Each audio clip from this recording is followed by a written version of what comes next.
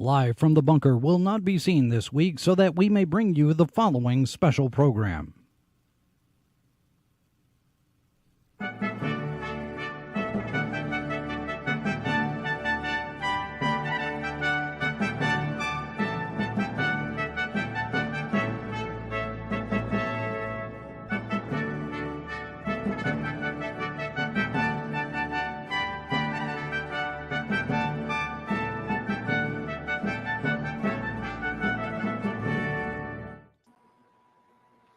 Hello, everyone. This is your host, Sci-Fi Snob, and we are here today on Dead from the Dugout. My co-host, Cam, is here. Good afternoon. Good afternoon. And today we're going to talk about the works of Robert A. Heinlein, one of the three, the big three, I'd say, at the beginning of the science fiction, the big move into science fiction, Heinlein, Asimov, and Clarke, one of the big three. Very, very influential writer, and probably the reason that I got into science fiction myself. I started reading, it's kind of with me, it's a bit of both. I first started reading science fiction. I read a couple of his youth books. But then I kind of say, I really got into science fiction once I read Asimov Foundation. That was sort of the turning point. But those kind of prepped me for it. But yeah, very influential. Died in 1988. So it's been quite a while. And he's kind of one of the reasons that I started this channel, which was to get modern science fiction readers into some of the older stuff, because a lot of them were born after some of these greats were dead, and so I figured that they might not be exposed to some of these great works like the ones from Heinlein. And we're going to talk about a bunch of them, and specifically, some of the biggest ones like Starship Troopers and Moon is a Harsh Mistress. All right, so Cam, wait a second. Do we have some housekeeping to do? I asked, housekeeping. No, not really. I asked for any. I haven't received any questions. I put it out there. If anybody wants to ask me any questions, I'd answer them, but no questions so far. So I guess we don't have any housekeeping, no questions. So I guess we can move right into it. Sure. Let's get started. Let's talk about, I guess we should talk about Starship Troopers, probably his best known work of science fiction. We'll talk about the book itself, and then maybe we'll get into the movie a little bit, which we'll talk about it. We have to, I guess. So, Cam, your thoughts on probably Heinlein's most famous work, Starship Troopers? I can summarize it for a modern audience. It's fascism. I'm done. What? No. No, that's of course the criticism that the book receives from ignorant people who haven't read it, based on having seen the movie probably. It's as you said, it's one of the probably the most well known. I would say undoubtedly the most well known and most popular. It's at the top of my list of his books, or near the top. It basically a story about futuristic space troopers that are fighting an alien war. But that's kind of the overt story. Really, underneath of it all is a very political theory treatise, for lack of a better word, that goes into all kinds of different issues. So the actual story of the book is kind of limited. There's a lot of flashbacks in it, and it basically follows one character, Juan, or Johnny Rico, who's a kid from Buenos Aires, and his entry into this whole world. So it's extremely. It does have some action in it and some adventure kind of elements, but like I said, it's pretty deep into political theory. Yeah, I mean, I think it's very unusual in that way. Like it has a fair amount of action sequences and that kind of stuff that would be good for a movie. Hmm. And then the remainder of it is a little bit of look back at Johnny's life and how he became the person he is, and then some of the political theory. And the political theory is mainly given through uh, his classes in high school, which he has to take. What is it? It's called moral philosophy course that everyone has to take. Hmm. So But no one has to pass. you don't have That's an interesting thing. It's they all have to take the class. It's required, but no one has to pass it. And, well, and you have to do the work though, right? You have to like he they're basically it's a citizenship course, right? right, It's a way of indoctrinating all the people in this society towards the idea of what the society is. yeah, And it's all so his it's always taught by like his teacher is an ex-military, was a colonel or so, I can't remember, colonel. And he's of course he's all military, like he's disabled, he's missing an arm and you know parts of right, his body, and they haven't invented uh, replacement limbs yet, and they always, or at least not like biological replacements, but they always they use it as a way to to emphasize with the kids and people in general about what the sacrifice is to fight. um, yeah, so it's it's on that point. It's pretty interesting because that's kind of the core of the entire theme of the book. I think revolves around this, and that is that. Um, they have very definite rules, and it's kind of this is it, and so on and so forth. But it's also contrasted with, but if you don't want to take part in that, then you don't, and you aren't really penalized specifically for it. And again, I'm likening this to you have to take this course, but you don't have to pass it, um, as I recall. And it okay, so the whole basis of the story is that they live in a what you would call liberal democracy, I suppose, but only people who serve can vote. So there's a difference they make in there yes, between citizens and civilians. So yes, civilians enjoy all the rights and privileges of anyone else. They can own businesses and go about their business and do all these things. They're not slaves or anything like that, but they can't vote. yes, And so the book explores why that is essentially. And so it becomes a controversy in the story between uh, Juan and his father, who is not a citizen; he's a civilian, and and I believe he talks about you know for 100 years no one in our family has ever been right, a right, citizen, and you are you're kind of an embarrassment if you are. And also Johnny's family is rich. right, His father and is some type of entrepreneur and he is yeah, quite wealthy.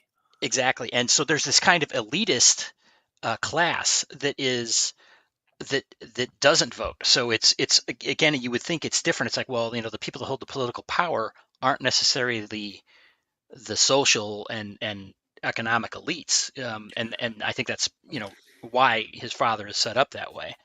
Well, Um, I didn't I mean, I kind of saw it. I didn't necessarily see them as the elites because you could be ex-military, you could be a citizen and have a business. It's sure, just that I think it was more of a that was more of a cope on his father's um by his father saying that, listen, we're perfectly fine, we're rich, we don't need to be citizens, and you're kind of you know lower class if you even want to right, become a citizen, and and that means you had to go in the military. And that's kind of like our elite now, right? Like how yes, many of the politicians in the Western democracies, how many of their citizens, sorry, how many of them or their children have actually served in the military? right. And very little. And Heinlein sets that up specifically so you understand that it isn't oppressive, which of course is the criticism, with people that haven't read the book is, oh, it is so oppressive and they're fascists and so on and so forth. But Heinlein puts that in there specifically, I believe, to show that they can have all these, privileges of wealth and everything else without having to have served. And so that's a theme that runs through the entire book. So I want to talk a little bit more about the fact that, like, how he arrives at this political theory Okay. that is a better theory, and it's kind of interesting. So, my understanding is that it basically comes from the idea that the problem with democracy is that we have people who have the vote, but they don't have any type of skin in the game, for example, right? So it's the theory that if the people will sort of vote themselves more free money, right? They'll just keep taking from the class and from the rich and giving it to the poor. And if you don't have, why should I worry about taxes going up when, if I'm in the bottom 50% and I don't pay taxes, well, then I'm going to vote for these guys who say they're going to give me more stuff, even though if it's going to, even if it's contributing to destroying society. So his theory is that in order to, to prove that you have, you can think, it comes down to thinking about others before thinking of yourself. And his solution is that people who, you need to join the military and, sign up for defending your country, even if you are a street sweeper in the military. It doesn't matter. You've signed up. You've said, hey, I'm going to take this risk because the military can put you wherever. They can put you on the front line. It doesn't matter what you actually did. Wouldn't have had to fight in a war in order to be, but you've risked your life. You've said, hey, I'm going to put my own personal safety below the safety of my society, put the society first and risk my life. And therefore that shows that I can, put the society before myself. And that gives me the right to, vote.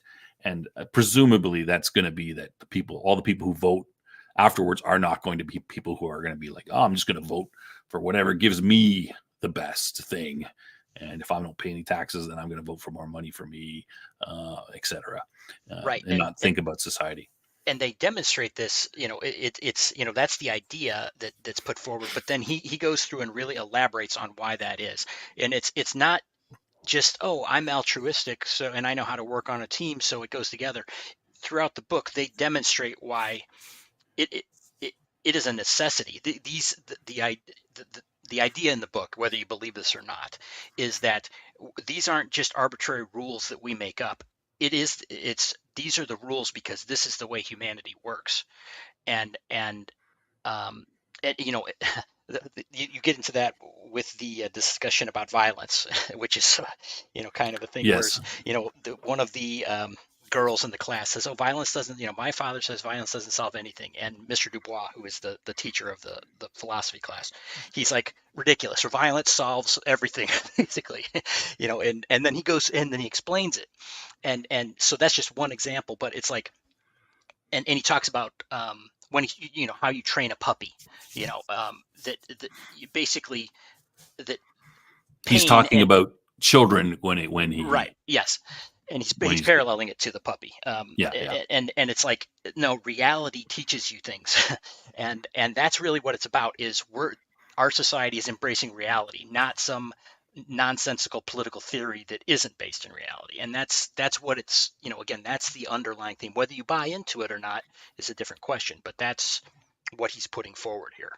And that's why their society works or doesn't work, is because they've found this method that proves it. We might want to mention also that the backstory for all this is why there is a military, because it is a militaristic, the military does run the society. Well, no, not really. I mean, everybody who serve, who all the politicians they have to have served at least a term in the military. So that's they're true. not, they can't vote while they're in the military. It's actually former military. Yes.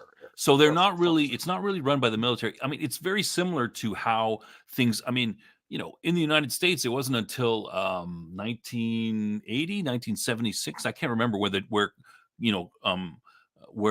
conscription was gotten rid of. I can't remember what year, but anyway, late 70s. Yeah. Late 70s, not before 1980.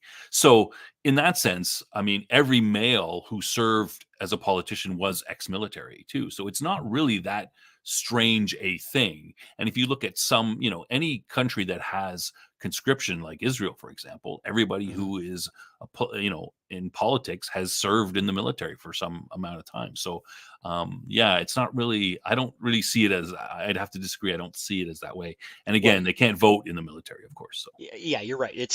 They're not active military. It's people that have done this service. But the background for that was based on, there was a conflict in the past where a prior government had basically abandoned their soldiers. It was like at the end of whatever they just left them on the field essentially, and then those people ended up having a revolution of some sort, whether it was violent or not, I forget exactly, but which established this new system.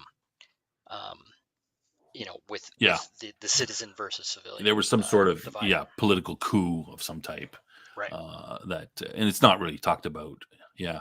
Oh, hey, just quick, Death Angel Shadow. Hey, you can come on in if you want. I sent you the link over Discord and a while back. So yeah, and the funny thing is we haven't even mentioned the bugs yet. Yeah. Well, the bugs aren't that important, right? Right. It's not we just went through 15 minutes of talking about the book without talking about the overt antagonist, which are the bugs. Yeah, I wanted to mention more, even in the military. So you cannot, within the military, you cannot, if you want to serve, you serve for a term, which is 2 years or whenever, right? So your term limits are extended if there's a war on, right? So, Right. But no one can be refused from service in the military. So if you want to be a citizen, you could be a quadriplegic and they cannot refuse you. Now, that doesn't mean you get to go where you want to go. They get to decide where you go, and you might spend 2 years, like I said, mopping. If you're the dumbest man in the world, your IQ is so low that you can't do anything. You might serve 2 years, mopping the floors of a barrack somewhere. But you have served, and you didn't ask to go there necessarily. You could have been sent to the front, and you could have been if there's a war. So you have completed your service, and you're just as much a citizen as the guy who was in the Marines and fought in this many wars or whatever, right? Right. And that's actually a good point, because one, Johnny, I guess I should call him, because it's a more common name he goes by, but goes into this and he's thinking, oh, well, I might do this or that. And it's kind of like they filter him down, and it's like, well, you're not suited for anything but the infantry. But the interesting thing about that is, so they kind of set this up. It's like, well, you're the bottom of the barrel here. You're a grunt, but they kind of suggest that, right? But then they turn it around, and you find out that these guys are anything but dumb grunts. That not only they are motivated, but their training is makes them into very high functioning people. And again, that's part of what rolls into the story. It's like there's a method to all this, this madness. It's like, so these high functioning people that understand all these concepts in practice because they've experienced are the ones making the decisions later on in life as they vote. Well, it's the importance. I mean, it's kind of, Johnny, he puts in for everything that he wants, right? Right. And so he lists all these things, and then the second to last thing is called the Canine Corps, which is kind of like military police dogs that we have now, except they call them neo dogs. So they're genetically engineered, more intelligent.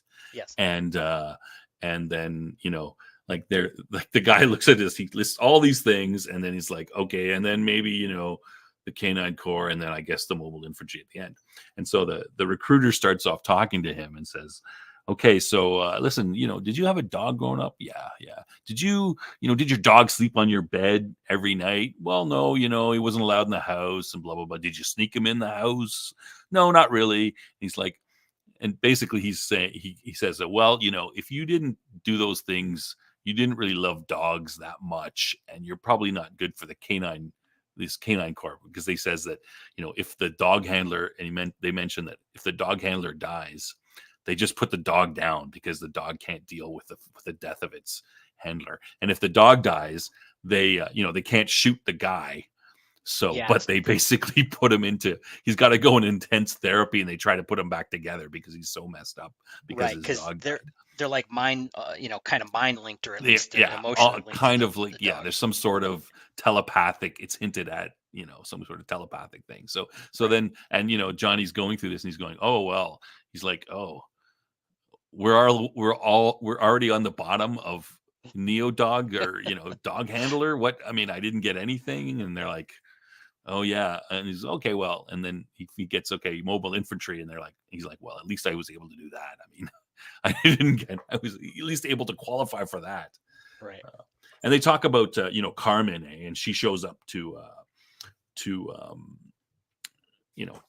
she shows up to apply at the same time, and volunteer. And they're talk about how they're all over her.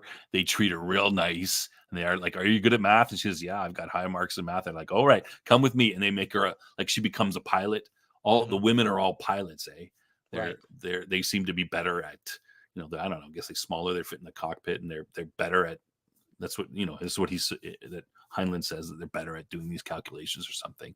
So, they get the job. Right. Green Girl asks in the chat about Roughnecks, which was an animated series that came out after the movie, which we could talk about it if you want. Yes, I did see it. So maybe we should talk about the movie first, briefly, which was it was basically an action movie that threw away a lot of the setup, because part of the whole thing is the mobile infantry. They have powered battle suits that are, well, like walking tanks, essentially, larger than man size, because they're big, but still basically Iron Man. Right, yeah, like a big bulky Iron Man. They call them apes for a reason, because they say they look kind of like a gigantic ape. Hey, another person in the chat. Hi, how you doing? Yeah, welcome. Anyway, so the movie disposed of all that, and the mobile infantry was just like regular, World War I era infantry, essentially. So that kind of changed the nature of things. And while they did have a lot of the political stuff in there, it was played for mockery, essentially, and to be a negative thing, very contrary to the book. So a lot of people, they see the movie and they're like, oh, this is a send up of fascism. And it's like, yeah, no, it is a caricature of the book, I'd say, at best. Somewhat enjoyable as an action movie, maybe, but really, it doesn't do the book any justice at all. Yeah, I served in the military, and when I watched them all, they run in these big piles of people running around shooting at each other. That is exactly how it does not go in the military. You don't bunch up that close together. It was just, I remember watching it going, oh my God, what the hell? Who wrote this crap? Someone who doesn't know anything about how, you fight I mean, that's how you'd fight with swords, maybe, but that's right, completely how you do not fight with firearms. So it doesn't even match our modern military, and so they're removed yet another degree of realism. It's completely, they have no idea what they're doing. So the movie is a joke compared to the book. It's completely, so I've read a little bit of it. Verhoeven is the guy who made the movie. So my understanding, I read this years ago. I'd have to, I'm not going to guarantee that I'm correct about this, but my understanding is that he wanted to do a movie. He had this idea he wanted to do a movie about Nazis, and he wanted to do like kid Nazis and something about teenagers who are Nazis and joining the Nazi party, that kind of thing. And but no one would make the movie for him. So here was this movie came up, Starship Troopers, and he decided to, it's kind of got whatever. It's got a little bit of that stuff in there. So he decided he would put his own spin on it. And that's where you get the whole fascist sort of thing. I mean, you've got, they're wearing their uniforms that the Federation wears are very very Nazi-ish looking. Oh yeah. Everything. But this is, I mean, like I said, it's an insult to the movie. Right. The book, the movie is an The insult to the book. right. I don't believe there's. If I, I'm trying to remember. I don't remember any women in the mobile infantry No, there weren't. In the book. It's all men. The women are used to Yeah. do better. They're implied that the women are smarter, and so they use them in as pilots or something with a little more. They don't waste them as quote grunts, so to speak. Right. There are women, a lot of women in the fleet. Like the captain of the ship that they are stationed on, for example, is a female. I remember that. And but yeah, it was again, Heinlein has some weird things dealing with men and women in other books, but this one it's almost very uh, Victorian. It's like they're really separated, and it's like at one point it's like um, Johnny has a birthday or something, and the captain, gives him something, and he's like very shy about it. It's like, oh, this Yeah. lady is here, so it's Well, not she weird also or anything, outranks but him like a lot, right, right? Like, yeah, right. He's a enlisted man at that point, and but I think that I'm not sure if I'm pulling this out, but it's kind of hinted that having a woman, a captain, like because the captains are like they're sending the troops down to fight, and they're going, they're like the captain will come over the radio and give sort of a general all to all hands sort of thing as they go down. Good luck, boys, that kind of thing. mhm, And it's kind of hinted that part of the reason they have women there is to help the men to remember what they're fighting for,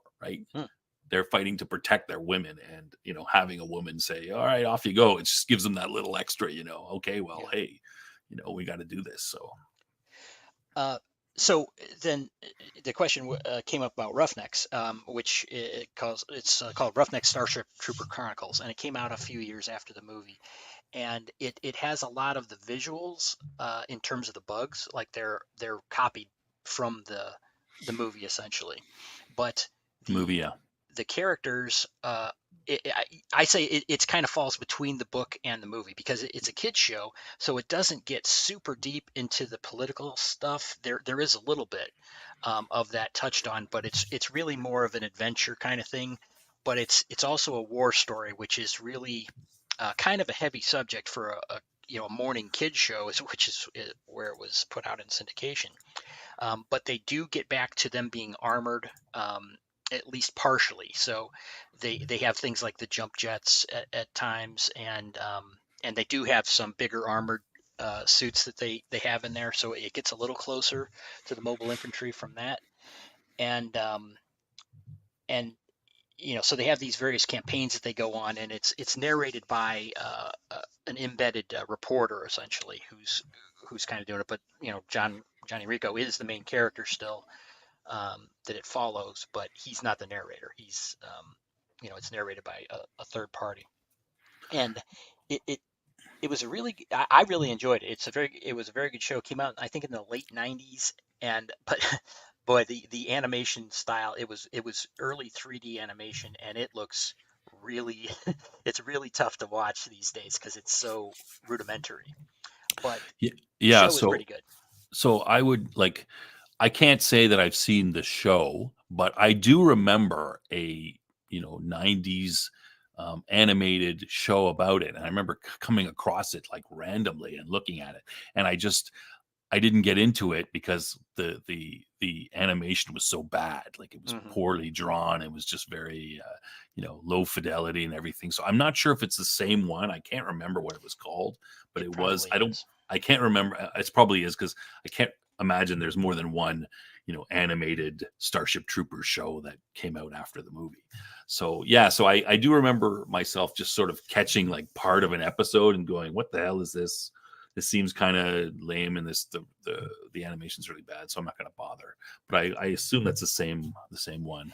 Yeah, and the But funny thing about it is, it was supposed to be 40 episodes, and it was broken down into like 5 episode arcs, and you can get all those on DVD. And then it was produced by Sony, I guess, and at the very end, it was kind of bounced around on schedules and things, and they ended up doing like 37 episodes. So it's like they they didn't finish the series, you never actually get the conclusion of it, unfortunately.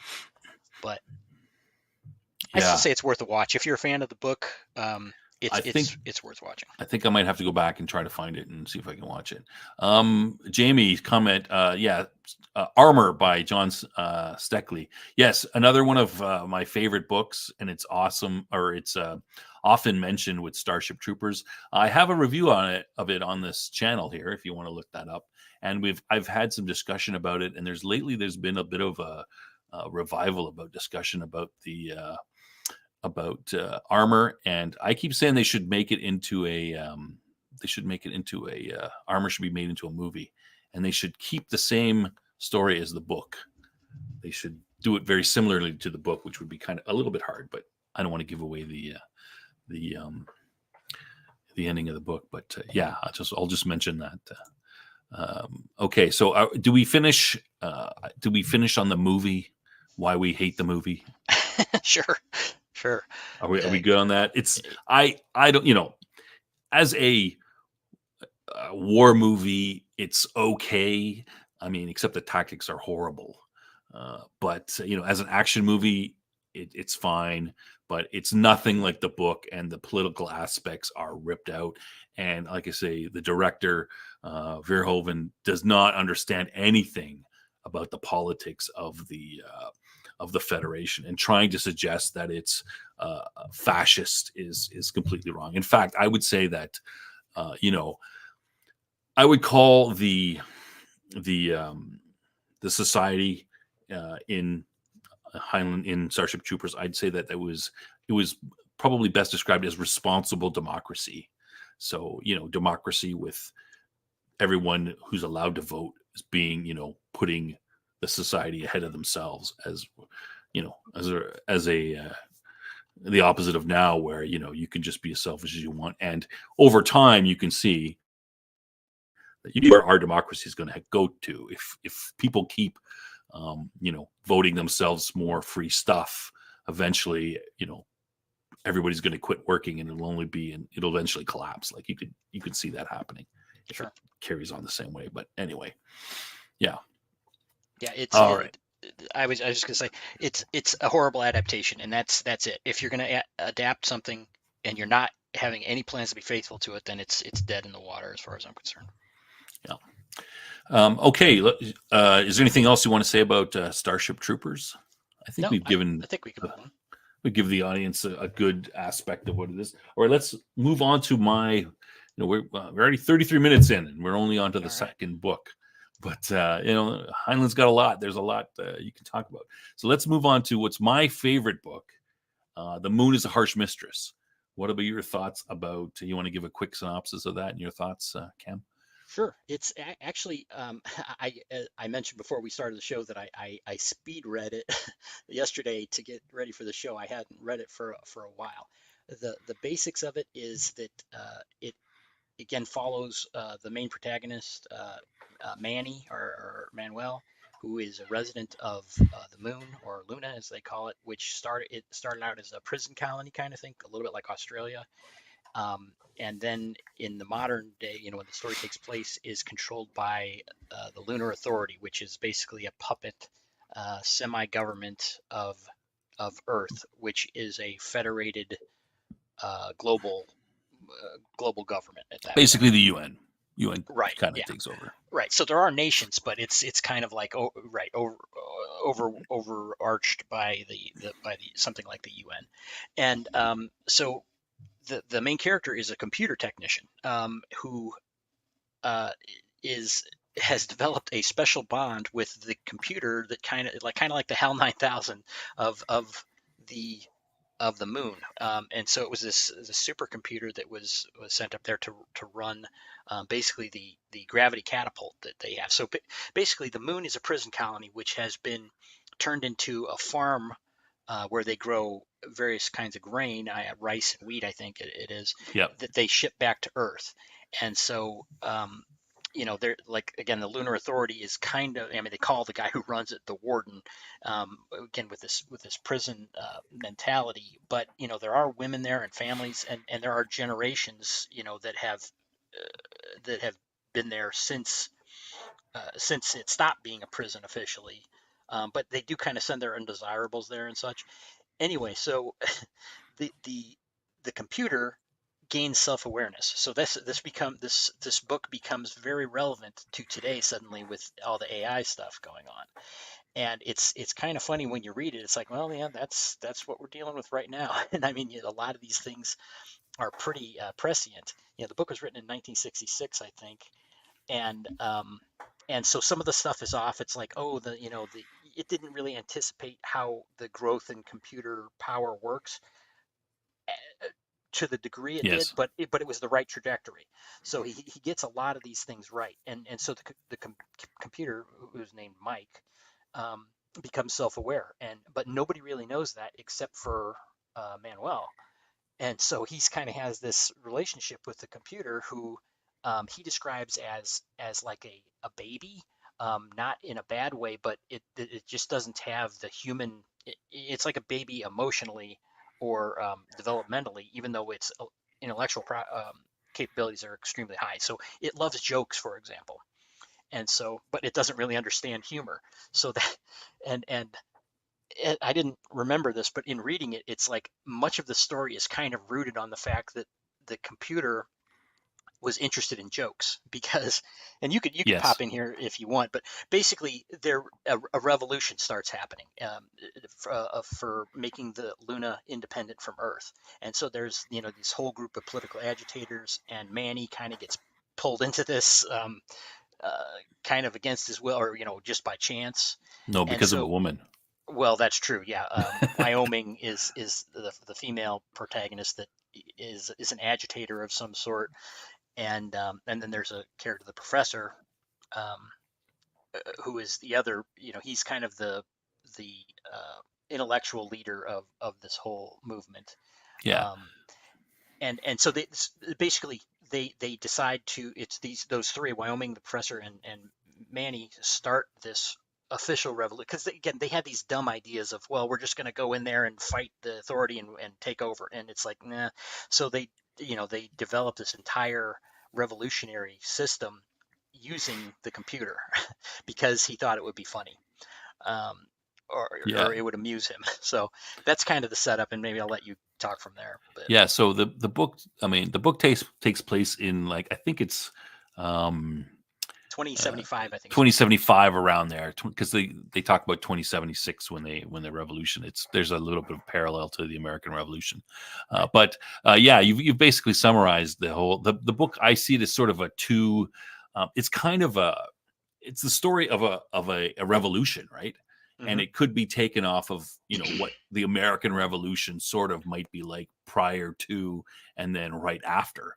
But it's also a uh, political document about libertarianism, because the authority, I mean, except for the authority, I mean, you've described everything correctly, right? Like, by they talk about it being about 75 years since the moon colony has been established. So the vast majority of the people on the moon are second, third, fourth generation of people who were prisoners. So nobody is technically a prisoner, right? I mean, sorry, Right. not nobody, but most of the society is not prisoners anymore. But the authority, runs the place with an iron fist. It's like a prison. But Right. because it's like a prison, there are no rules for anything. And this is discussed about how, they talk about this in the vein of the professor, for example. So the professor he was an old revolutionary somewhere in South America and got shipped up there originally because he was an agitator and they just got rid of him.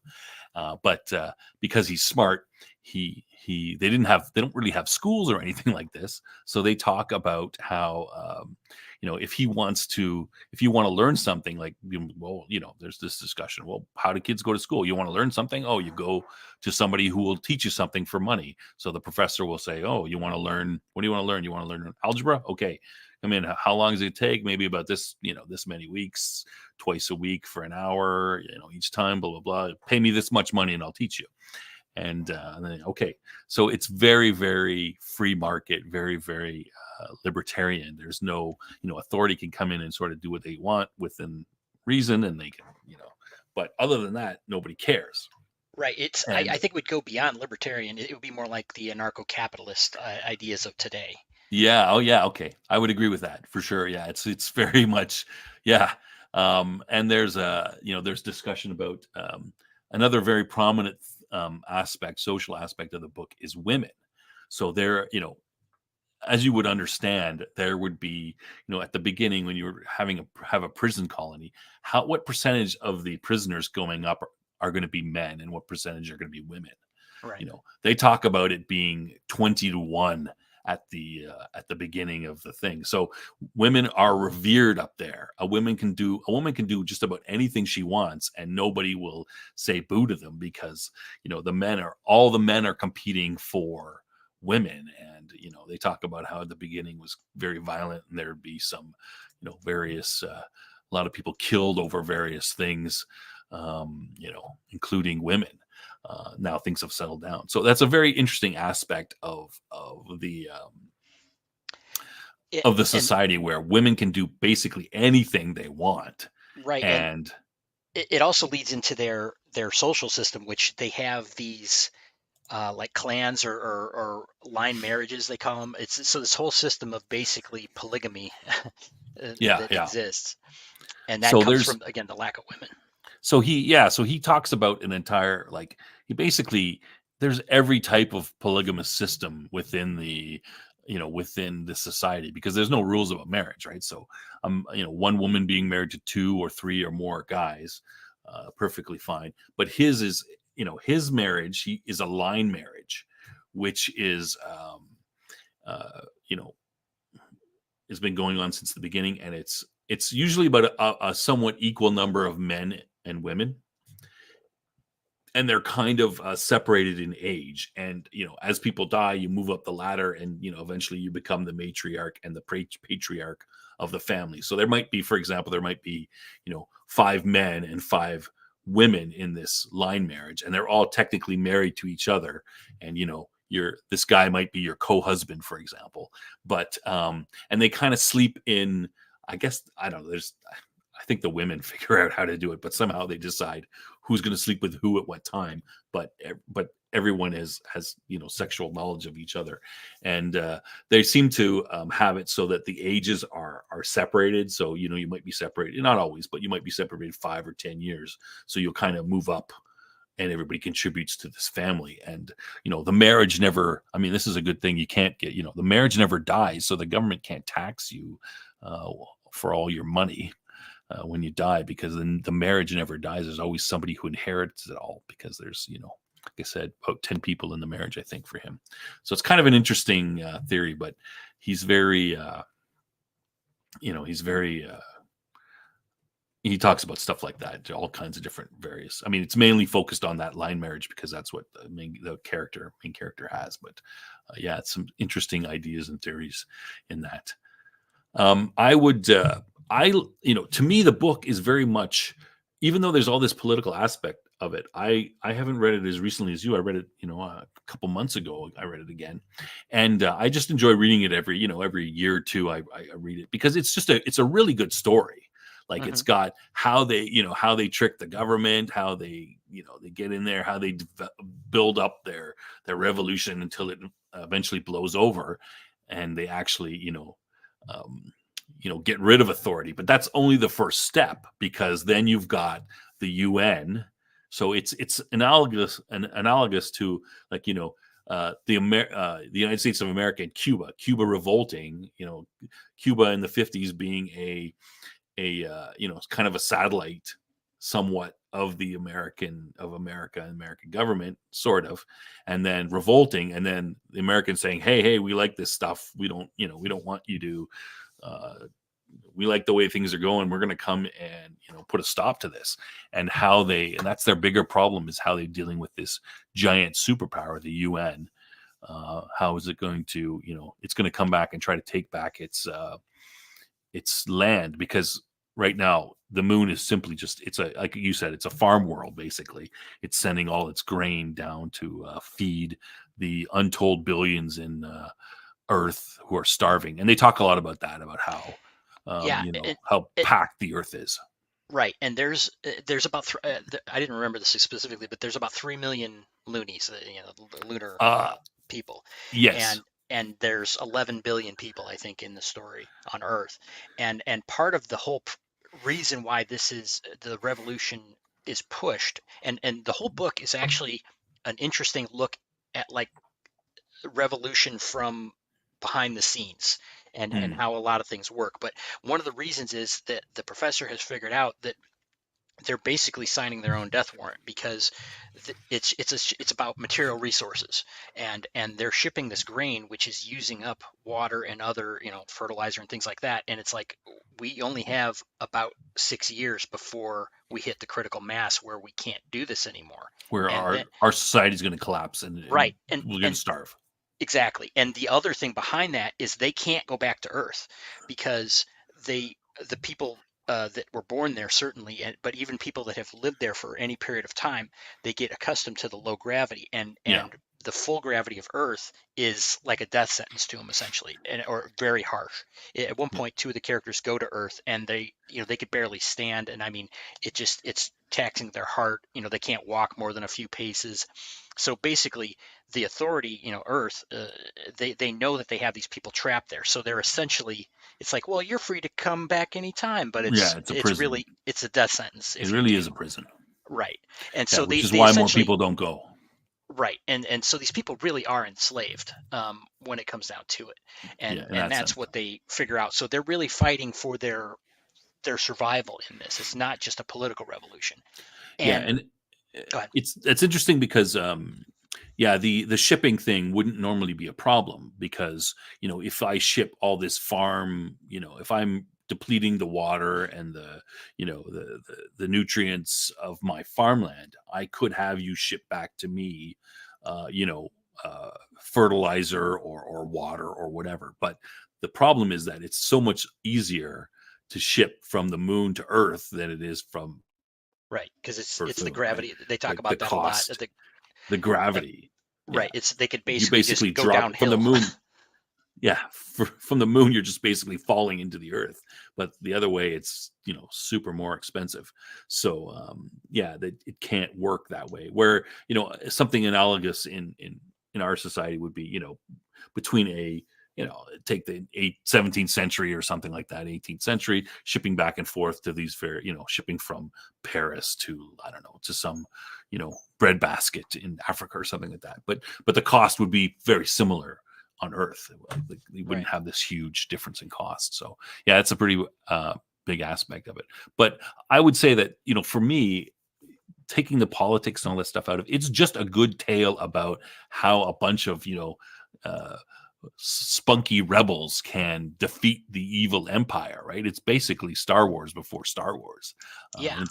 It gets into the detail of it, and I like it for that Yeah, that you're right. It's aspect. it's good on these multiple levels. You could really enjoy it. A few years ago, well, maybe a few decades ago at this If point. you don't like if you don't like the politics and the that aspect of it, I would still recommend the book because it's just a good story. Oh yeah. There was someone that who was really hot on doing an adaptation. His name was Tim Minear, who worked on, as we were discussing yesterday offline, Buffy and Angel. Uh, and he was a pretty talented writer in a lot of these things, and he was really hot on doing this a while back, but nothing came of it. And if done right, it could really be good. Like Oh, it could be awesome. I mean, yeah, that would be a adapting the book. It's a great story, right? Like it's got you're sneaking around. You've got conspiracies and the evil authority. There's all kinds. I don't think you could fit it into a movie. That's the only thing. It yeah, might be that's a true. two-parter, eh? Like it might be a two-parter just to do everything, do it the right way. Like Yeah, Dune, you'd have to do the or a Netflix miniseries would be good for it as yeah, the well. first part, the first half up to the actual revolution, and then the second half would be post-revolution defending it. Yeah, it would be a great story. Yeah, Starship Troopers could have been a good story too if they had done it, a little more sure. properly.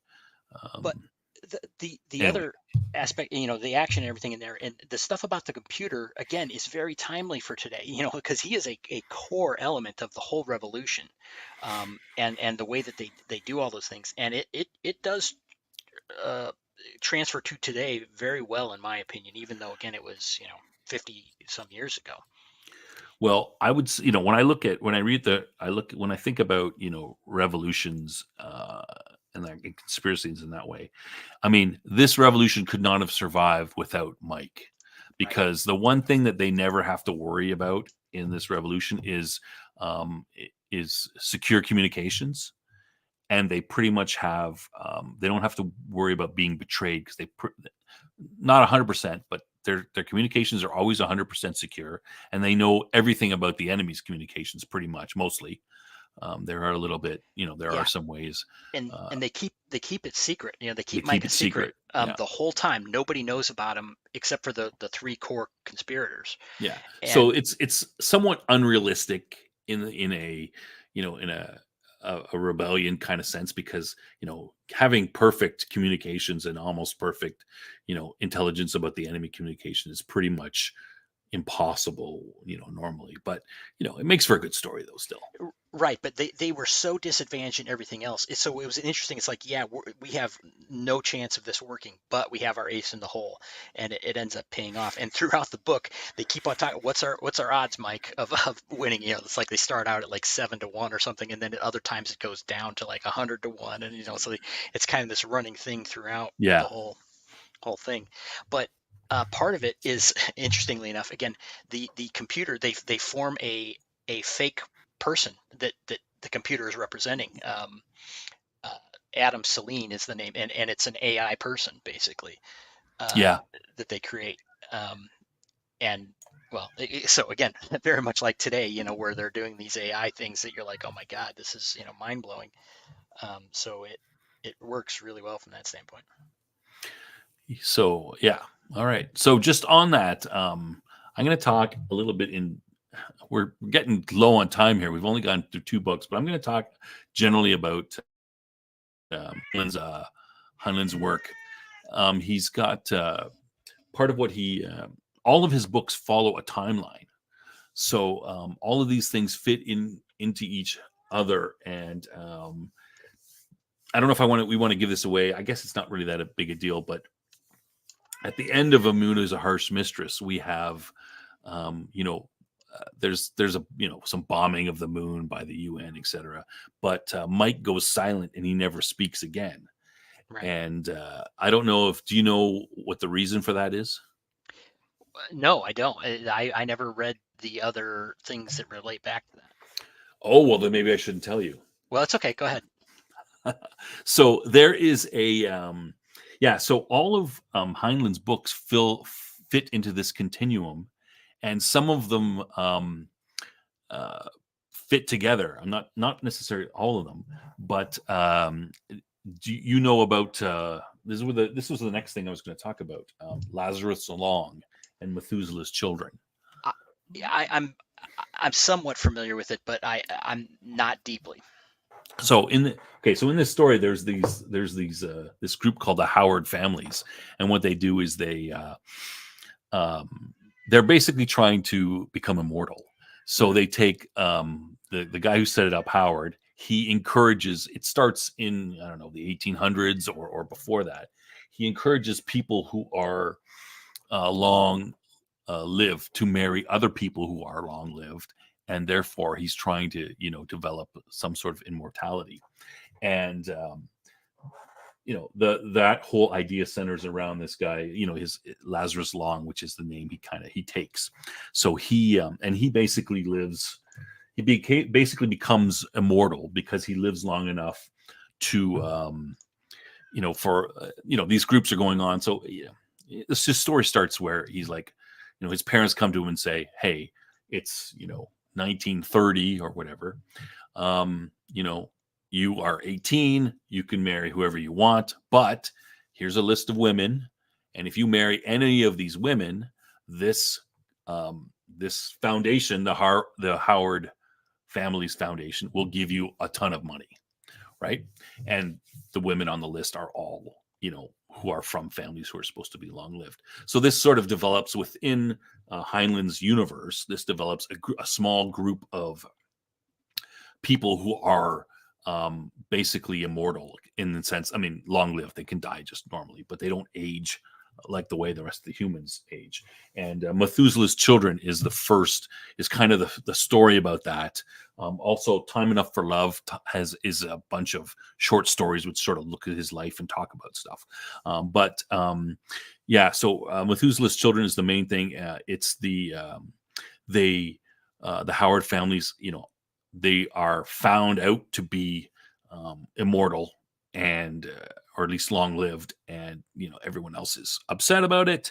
And so then, of course, they flee the Earth in a spaceship in like 2125 in order to escape. So that's kind of the that's where you get the thing. But from there, a lot of life-saving, life extension techniques are done so that the Howards are able to live long enough to see these technologies. So then they're basically immortal. They don't age. Just to get back to the main part, as I said, Time Enough for Love looks at Lazarus Long, and then up to the year 4000. He looks at his life. He does all kinds of different things, and but part of the end of Heinlein's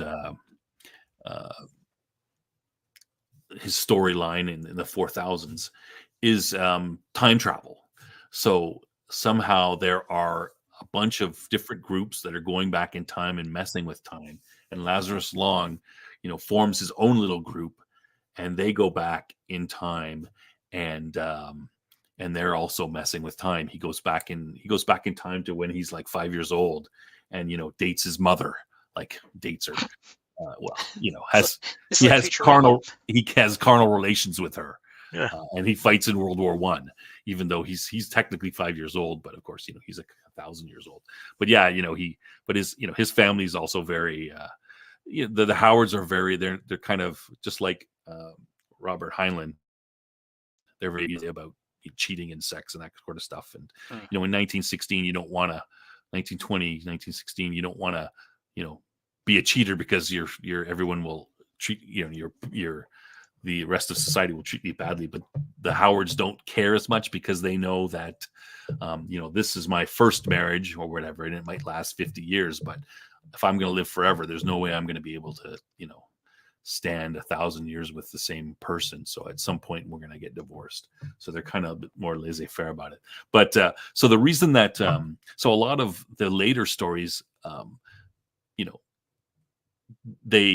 don't say that they revolve around time travel, but the reason that Mike isn't there is because Lazarus Long and his group come back in time, and they steal Mike during the bombing. They take him out and bring him back because they need him for some reason. And actually, Mike eventually becomes a person, Michelle. They're able to copy the computer and put it into a human body in the year 4000 and stuff. So it's a little bit wacky. There's one of the stories. Let me just check I can't remember if it's so there's a lot of stuff that you got to read here. It's either it's like The Cat Who Walked Through Walls, and what's the other one? I think it's The Cat Who Walked Through Walls. Deals with the protagonist who's kind of older, and he's cool, but he's actually, I think he's one of the sons of Lazarus Long. Like Lazarus Long has tons of sons, of course. So he's one of the sons of Lazarus Long, and Lazarus Long's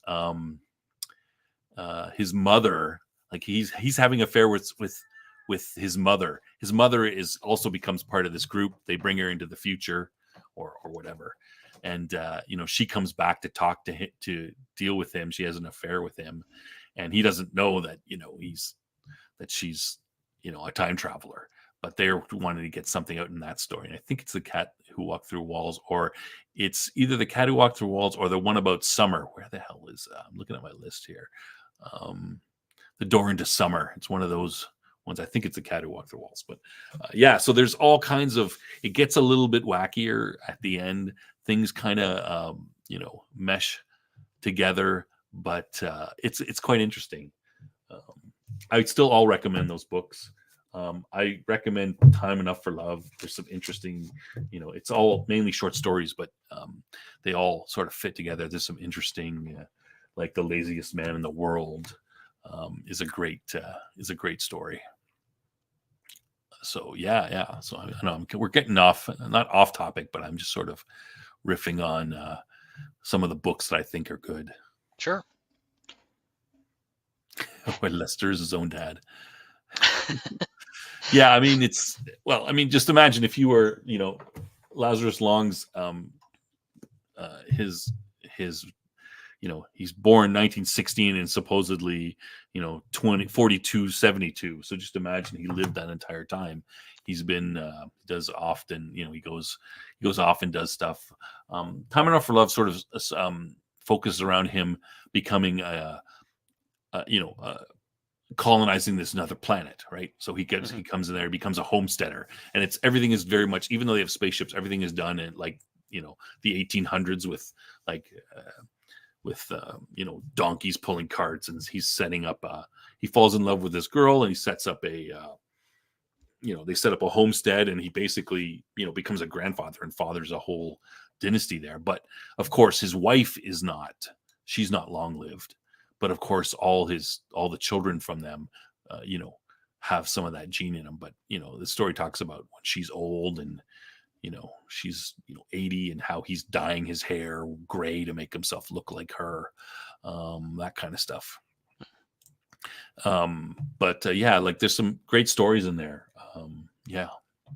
Recommend it to anybody who likes Heinlein. Yeah.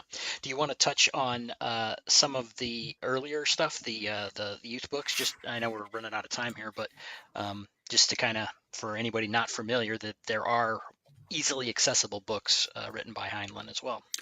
Yeah. So I'll touch on them a little bit. I got the list of, there's like supposedly 11 or 12 of them. And I've got a list here that I'm looking at. I've read most of them, I think, but a lot of them are, it's been a long time. So as I said at the top of the show, I first got into Heinlein in science fiction because of Heinlein. I read a couple of his books. I think I read like Have Spacesuit Will Travel, Citizen of the Galaxy, maybe Space Cadet. I'm not sure which one of those ones were the first ones. And then I got into it after that. But so, this is Heinlein wrote what he called, juvenile novels.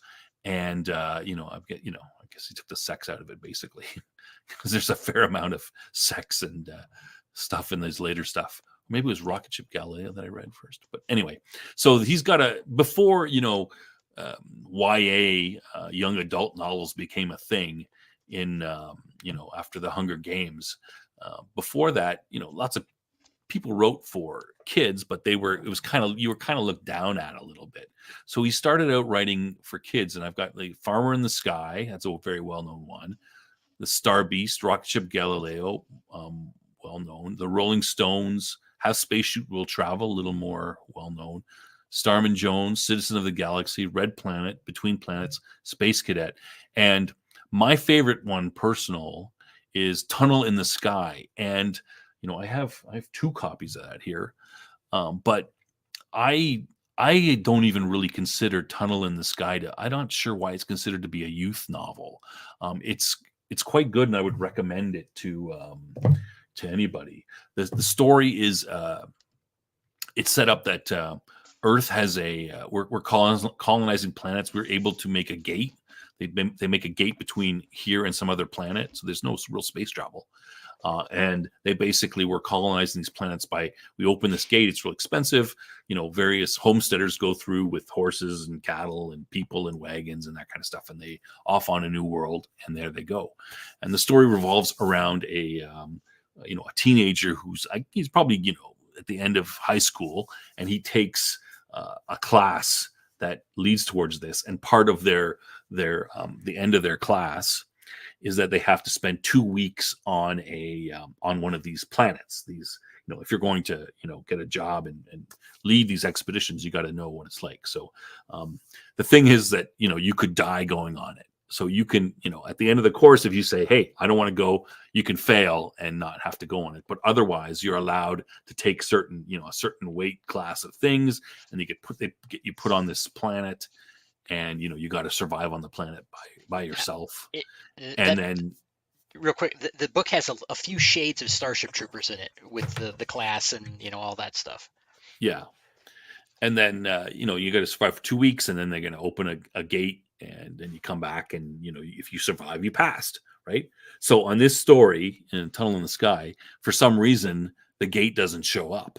Something happens, and so these, just imagine a group of teenagers, not all of them from the same high school, because various high schools get together, they might do it all at the same time, have to get together, and they got to sort of build their own society. So it's about the main character and him and the rest of them setting up their own society, Right. not knowing if they're ever going to be rescued. Right. It's a And little like Lord of the Flies, but civilized without going, it's wrong. there's some, they go through the usual, pairing up and conflicts and stuff like that. There's a little bit of a sort of an environmental kind of problem, leadership, who's in charge, and enforcing those in a place that has no laws per se, right? So I don't really, I mean, I find it very enjoyable as an adult to read. I don't find it as being kid focused myself. But I read that as an adult. I kind of got this thing as I was going to get into the more classic sci-fi stuff after reading a lot of fantasy and such. And I read Tunnel in the Sky, Space Cadet, Red Planet, and Have Spaceship Will Travel as far as the youth books, and they were all good. And again, I don't feel like it was like, oh, this is for little kids or something. And they're all, they are short. They're about 250 pages a piece, and they're quick reads, but they're good. They're good classic sci-fi stuff. So I guess I would make them similar to, when Susan Collins wrote The Hunger Games, it was it was very popular with adults. A lot of adults read it. So except for the third book, which is kind of lame. But some parts of it, but that's another show. But I would say that his books are in that vein where though they're supposed to be for juveniles, they actually they don't treat the reader like a child or an idiot, and they actually can be read by adults and enjoyed, similar to sort of some of the like Susan Collins' Hunger Games and some of those old these now YA books that kind of straddle the line and actually, my daughter's 12 and she's been reading, the stuff she read when she was 8 or 10. There's no way I would read that stuff. There's no way I could, it's for youth. There's no way I could read it. It's just too kiddie for me. But, when you get to things like I said, the Hunger Games, and I'm just using that because that's what everybody knows, adults can actually read it and enjoy it. It's not like, you're watching, a thing for kids specifically. So, yeah. Sure. Is there anything else you wanted to mention about the youth stuff? No, not specifically. Like I said, I all the ones I've read, I've liked. And you mentioned, one of the reasons you want to do the show was to try and encourage people to read these things. And I think that's, if somehow you can reach anybody in your sphere, any nieces, nephews, sons or daughters, whatever, to pick up one of a book like that's not a weirdo thing from Heinlein's other stuff, and not just by Heinlein, other classic sci-fi. I think it would be really beneficial for them and for entertainment, because you kind of change, you can get in a rut, and you could be like, well, this is what entertainment is. And when they can get their eyes open to other things, then maybe they start demanding other things, and so we have a renaissance of sorts. I have some I'm just sort of looking back at I do have 2 reviews about Time Enough for Love, one of about Time Enough for Love, and one of the Moon is a Harsh Mistress and Stranger in a Strange Land. So if you want to do that, but maybe I should do a more general thing about all of Heinlein's books, because most of them are pretty good. They're different in various ways, but they're all good reads. And just sort of doing this and looking back at it, there's a lot of good stuff that I would recommend to people that they probably wouldn't know about, because it's been so much. They're older. He's been dead for what, 30 40 years now, almost. He died in 88. So people don't know his stuff as much, but a lot of it's good. But I have to say that some of the older, like I said, he's very he was a swinger. So when you get to some of his older stuff, like Time Enough for Love, and Time Enough for Love, I don't even know if I want to say it on YouTube. Just but be prepared. It's weird. He's got he's got these cousins of his that are clones, and there's sexual relations. Friday is a little bit it's an interesting story. Female protagonist who's still feminine, but is also like some sort of secret agent, but gets tortured. So he doesn't pull punches. Like, I wouldn't want my 12-year-old to be reading some of the stuff, even though some of it I probably read it just a little bit older than that. But there is a bit of some sexual aspects to it and that kind of thing. Nothing too bad, but not something that you'd want your 10-year-old kid to read per se. Right. But teenagers fine. Yeah. But once again, the youth books don't have any of that. So the youth books don't have any of that. There's a parent out there that wants that. You got pretty good luck there. Yes. And if you're looking at his list of works, it's the later stuff that seems to be a bit more, sexual than the early stuff. Like this, the Friday and Time Enough for Love. Time Enough for Love was 73. Friday was 82. He died in 88. So the last things that he wrote before he passed away and a lot of his juvenile novels are more towards the early part of his career. If you look at it. I guess, we're a little over time, but I'm going to just mention also one of my favorite books I think people should read. It's called Revolt in 2100. Mm-hmm. And we mentioned this, and it's especially it's a collection of, I don't know if you can get this in separate ones, but it's a collection of 3 stories. But the first is If This Goes On, and it's the story of another revolution. So in Heinlein's universe, part of it is at certain point the United States is controlled by this authoritarian theocracy run by these guys who are big on religion. So it's kind of like the religious right in America took over. So this is about a revolt in that, and it's, like I said, it's fairly detailed. It follows a young lieutenant in the Praetorian Guard, so to speak, who he's guarding, and how they overthrow this. And it's like 220 pages, and there's some a little bit about the conspiracy, some spy type stuff, some romance, because of course he revolts because of a girl again, and the battle scenes and everything like that. But how the society is set up.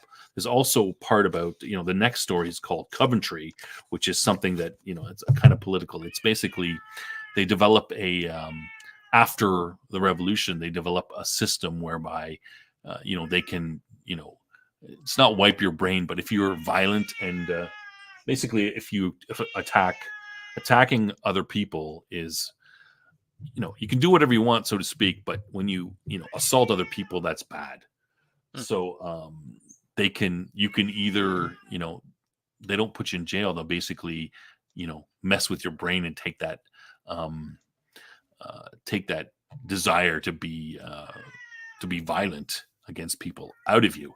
But if you don't like that, you can go to Coventry, which is a certain area that they've set up and fenced off. I can't remember where it relates in the U.S. now, like where that portion is. But it's kind of like Escape from New York or Escape from L.A.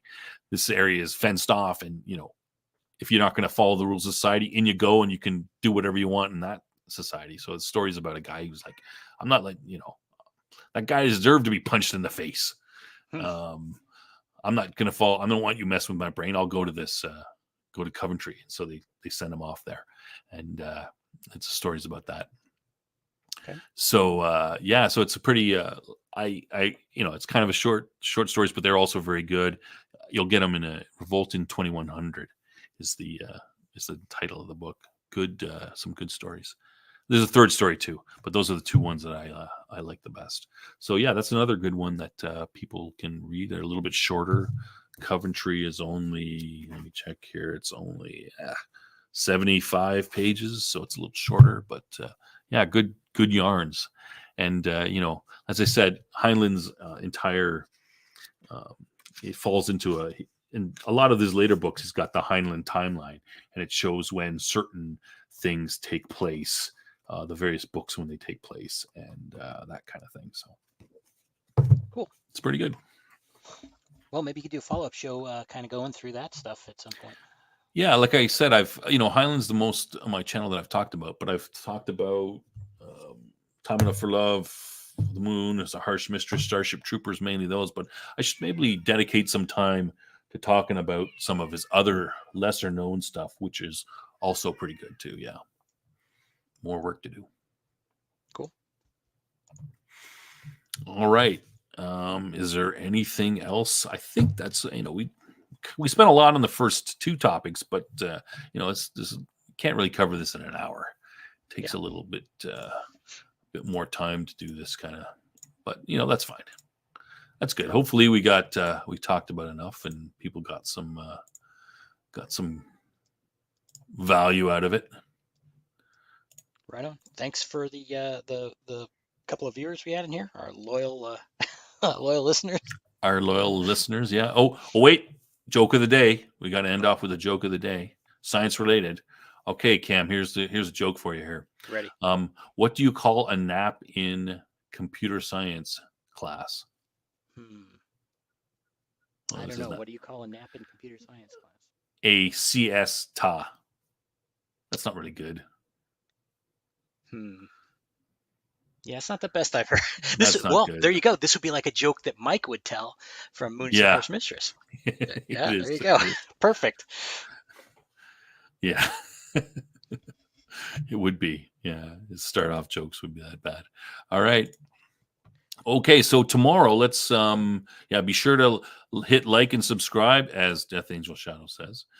Tomorrow, we're going to talk about something that's near and dear to my heart. We're going to talk about Dune. So we're going to focus on, the movies just come out. We're going to talk a little bit about that. I've got a theory about the movie and how that leads into the next movie that might be interesting. We're going to talk about the first 6 books for sure, and we can talk about the Brian Herbert and Kevin J. Anderson books too as well. There's a fair amount to go over on that. So if you are interested in Dune, come out. Find out about hear our discussion on Dune. I'll be ready. You'll be ready? All right. Hopefully anyone else is interested, send me a DM or something if you'd like to come in and talk. We're not, it doesn't have to be just us two. If you've got something to say, I'm happy to have more people to bounce ideas off of.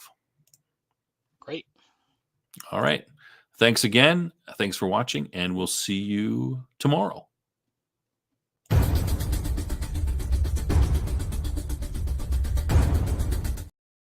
Whoops. That's the wrong one. That's the opening.